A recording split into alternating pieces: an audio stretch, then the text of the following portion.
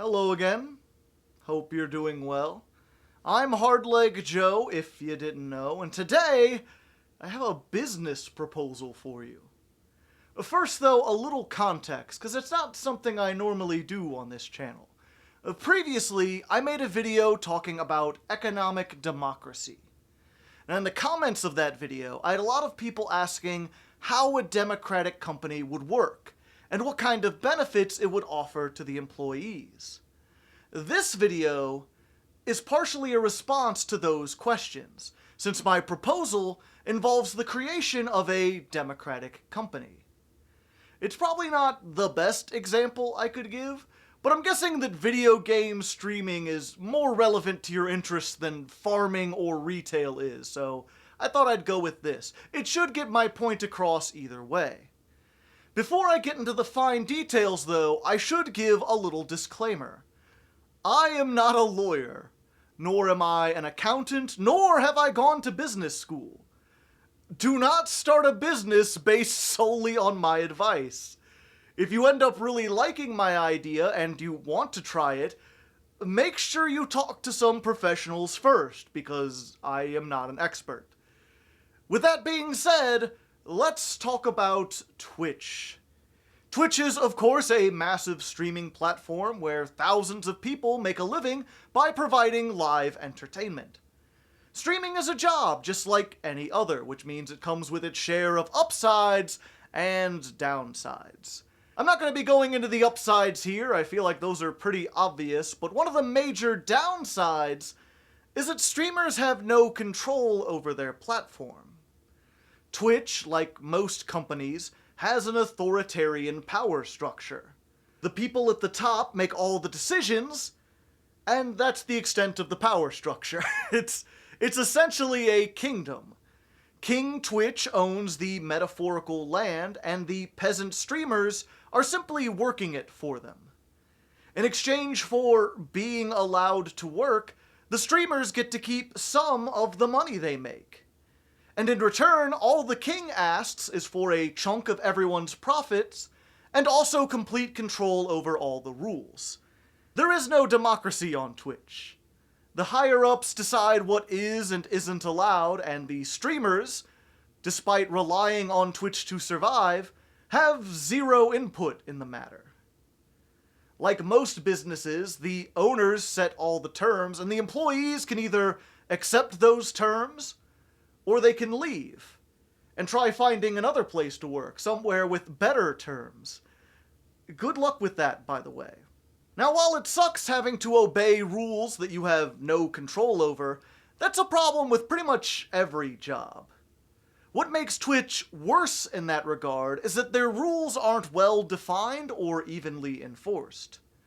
Some streamers have found themselves being punished with little or no explanation as to why, while other streamers can violate the rules repeatedly without facing any punishment. And despite many requests for clarification, the higher-ups at Twitch often fail to communicate even basic information to the people who work for them.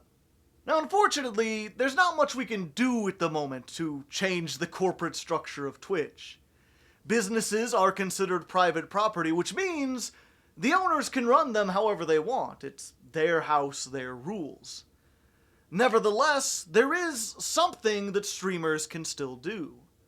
Because Twitch, like all companies, is motivated mostly by profit. In this case, a lot of those profits come from advertisers who pay Twitch to broadcast their ads. Now, these advertisers don't directly control the platform, but they do have a lot of leverage over it. If the advertisers want a certain kind of content pulled from the site, it's usually removed pretty quickly. If the advertisers have questions about the rules, they're usually given a prompt and detailed response. This is because Twitch has a monetary incentive to treat their advertisers well. If they don't, then they don't get paid. It's as simple as that. Which brings me to my proposal. If the Twitch streamers want to have some input on their platform, they should become advertisers. Buy ad space on Twitch, and the higher-ups will have to listen to you. Now, of course, few, if any, streamers are large enough or wealthy enough to buy a major advertising campaign by themselves, but if a bunch of streamers pooled their resources together, they probably could. Which is why my suggestion is the creation of a democratic company. Technically, it would be an advertising firm, but in practice, it would function more like a non-profit organization, whose mission statement is to advocate on behalf of Twitch streamers. For the sake of this video, I'm going to call the company the Twitch Streamers Guild, or just the Guild for short, but the name isn't really important. You could call it anything, really. Whatever you call it, though, this is how it would work. The guild would be founded with a corporate charter. This is a legal document that establishes a company and gives rules for how it should be managed. You could think of it being kind of like the United States Constitution, except it works for a company instead of a country. Like, the Constitution is a document that basically says, the United States government exists, here's what it should accomplish, and here's the rules for managing it. And politicians are just the people elected to do what the Constitution says. Same idea with the Guild's charter. It will establish the company, give it a mission statement, and set out how leadership is decided. No one actually owns the company, though. It's just collectively managed. As for the actual makeup of the charter, that would depend on whoever starts the company. But ideally, it would include the following 4 traits. The guild should be a non-profit organization. It should exist to help streamers make money, not make money itself. The guild's finances should be fully transparent, so that everyone can see exactly how its funds are being spent. The guild should have no owners, no shareholders, no investors of any kind, no outside forces that can interfere with its core mission. And finally, the guild should be controlled democratically by its members. You can think of members as being like partway between an employee and an owner. The original members will just be whoever founded the company. But there should be a mechanism in the charter where just about any streamer can become a member. There will have to be some kind of qualifications to join the guild so that non-streamers don't gain control of it, but those qualifications should be pretty loose so that even small up-and-coming channels can still join in. Exactly what those qualifications are, I can't say for sure. I don't think they should be written into the charter, though, because the streaming landscape is always changing. Instead, they should be decided initially by the founding members, and then updated every couple years or so to reflect the times. Regardless of how memberships work, the guild, like any other company, will still have leadership positions and spokespeople. Just unlike most companies, those positions will be chosen democratically. And they'll only keep those positions for a set amount of time. They'll have term limits, just like a politician. Also, any salary they received would be public knowledge, so that voters can make an informed decision about how guild money is being spent. Speaking of voting, it is critically important that every member has equal voting power, regardless of their channel size or how long they've been in the guild. As tempting as it might be to give bigger streamers or older members more power, you want to ensure that things are being done for the benefit of everyone, or at least the benefit of as many people as possible, and not just the minority who are already really successful. Like, big streamers already have a huge advantage simply by virtue of being famous. Their size makes them influential in the community, and they can use that influence to sway the guild. So long as they can make decent arguments, that is. And that's the key. Like, if they can persuade most of the members to support their side, then that's fine. But don't give them the tools to override the majority by themselves. Otherwise, they'll use those tools to just cement their position at the top. Voting aside, there's also the matter of money. Since the company is a non-profit organization, it'll need some kind of outside funding source. Now, there's a couple of ways you could do this. You could try and make the company work off donations, like a charity, or you could try to find a corporate sponsor to support the guild. But I think the easiest and most ethical route would be to simply have the members pay some kind of membership dues. I can't say for certain exactly how much everyone would need to give. You'd really need to sit down with an accountant and crunch the numbers on that. But there's a few options worth considering. You could have everyone pay a flat rate, where all the members give $10 or $20 a month regardless of channel size. Alternatively, you could have a progressive rate, where members pay a percentage of whatever they earn on Twitch. So the bigger channels give more, while the smaller channels give less. You could also have some kind of hybrid system, where there's like several different tiers of flat rates that you choose depending on what your sub count is or something. However you end up doing it, the result will be essentially the same. The more members you have in the guild, the more money it has to spend. And it'll spend that money on just two things. First, it'll pay anyone that the company hires, like accountants, lawyers, spokespeople, the kind of people required to keep a modern business running. That should hopefully be a very small amount of the overall funds, though. Everything else, the vast majority of it, will be used to buy advertising space on Twitch. What these advertisements actually show doesn't really matter. Maybe members can have their channels featured. Just advertise themselves. Maybe the guild can use that space to highlight charities that the members vote on. That would be nice. Or maybe they can just run ads that look like this. 30 seconds of non-advertising silence brought to you by the Twitch Streamers Guild. The Twitch Streamers Guild would like to remind you to go touch grass. Regardless of the ad's content, their impact will be the same.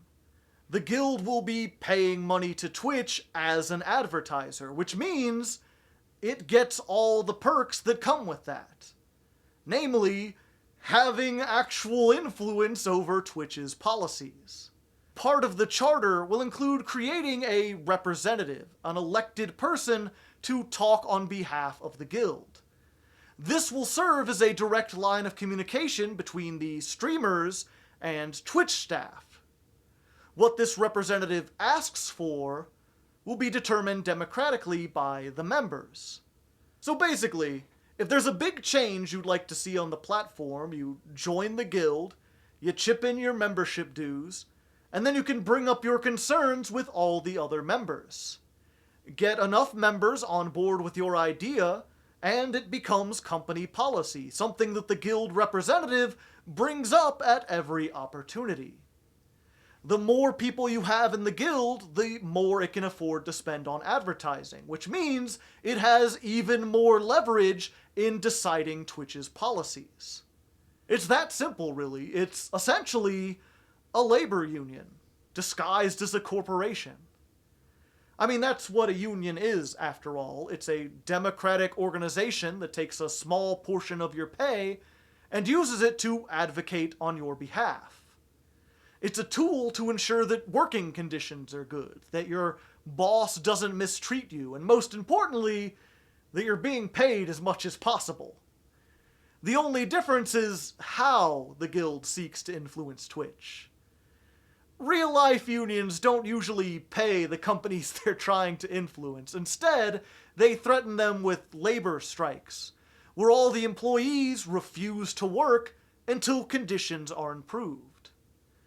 Now, the guild certainly could be used to organize a strike, especially if it gets really big, but I'm not sure how effective that would be in the modern day.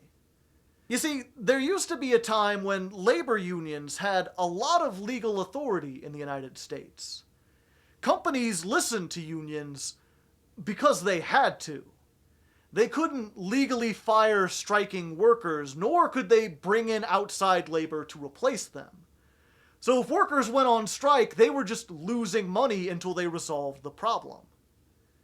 If that were still the case, then I might advocate for a streamers union instead of a guild. But unfortunately, the laws protecting unions have been severely gutted over the past 40 years. And even if that wasn't true, I'm not sure that striking would even work on a company like Twitch. Like it or not, America has given a lot of political power to corporations, so if we want to have the same kind of power, we'll need to form a corporation of our own. It's not the most elegant solution, I admit. Twitch could always just refuse to take guild money. And I mean, when you think about it, we're literally forming a company to pay another company to listen to its employees. Which sounds like something out of a dystopian capitalist joke, but, if the shoe fits. Unfortunately, that's just the situation we find ourselves in. Optimally, we would have democratic businesses. The streamers would just own Twitch, share in its profits, and decide on policy themselves. But since businesses are private property, streamers have to settle with asking for what they want, and hoping that the owners are nice enough to listen. If we had strong unions, the law might be able to help with that. But we don't. Which means our only option is to stoop to their level. If you want a business to listen to you, you have to incentivize it with money. A lot of money. More money than any one person has on their own. Which means teaming up to start a democratic organization. That's how economic democracy can work in our current system. It's certainly not the best solution, but it is a solution, which is better than nothing. If you're curious about the best solution, though, consider subscribing. Stay tuned for my next video where I'll be talking about a piece of legislation that could potentially change the system itself. And if you haven't yet watched my video on economic democracy, I'd highly recommend checking it out, since it lays the foundation for why we should do this in the first place. For now, though, I think I'm going to call it here. If you have any questions or criticisms, please leave them down in the comments. I do read and respond to those, as many as I can anyway. Otherwise, thanks for watching. And until next time, stay safe out there.